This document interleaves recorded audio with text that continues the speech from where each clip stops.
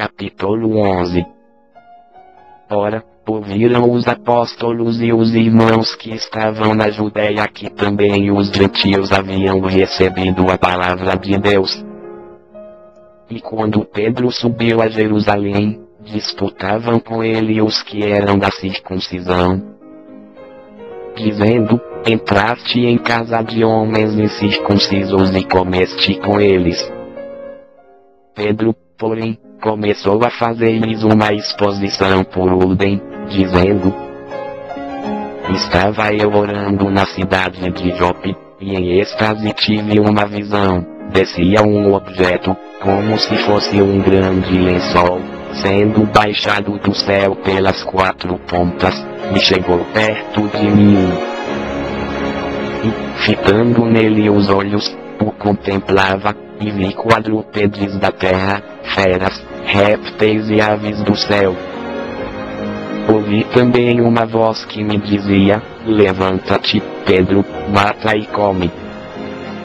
Mas eu respondi: de modo nenhum, Senhor, pois nunca em minha boca entrou coisa alguma comum e imunda. Mas a voz respondeu-me do céu segunda vez: não chames tu comum ao que Deus purificou. Sucedeu isto por 3 vezes, e tudo tornou a recolher-se ao céu. E eis que, nesse momento, pararam em frente à casa onde estávamos 3 homens que me foram enviados de Cesareia.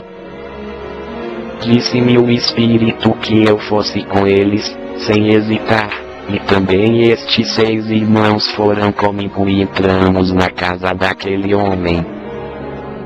E ele nos contou como vira em pé em sua casa o anjo, que lhe dissera: envia a Jope e manda chamar a Simão, que tem por sobrenome Pedro, o qual te dirá palavras pelas quais serás salvo, tu e toda a tua casa. Logo que eu comecei a falar, desceu sobre eles o Espírito Santo, como também sobre nós no princípio.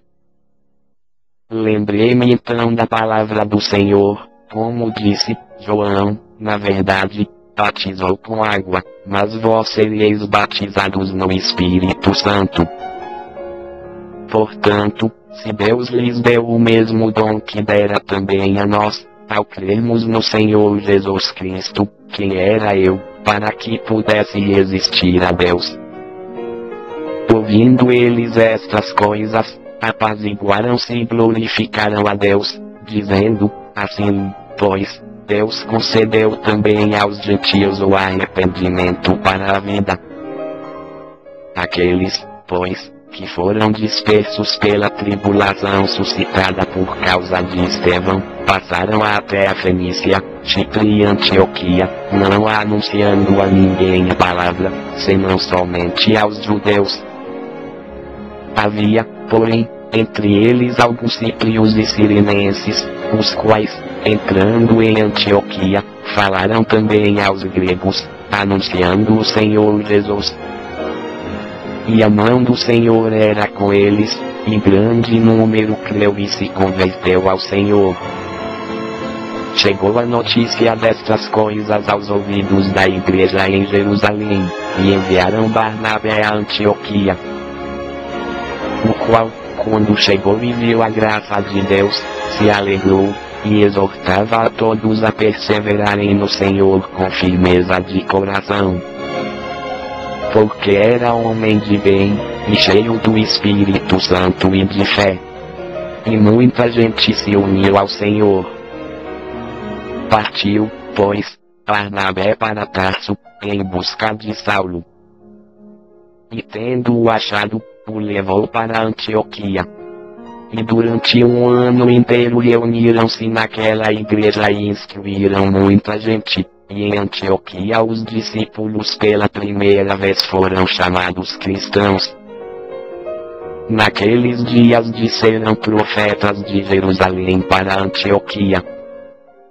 E levantando-se um deles, de nome Agabo, dava a entender pelo Espírito, que haveria uma grande fome por todo o mundo, a qual ocorreu no tempo de Cláudio. e os discípulos resolveram mandar, cada um conforme suas posses, socorro aos irmãos que habitavam na Judeia. O que eles com efeito fizeram, enviando-o aos anciãos por mão de Barnabé e Saulo.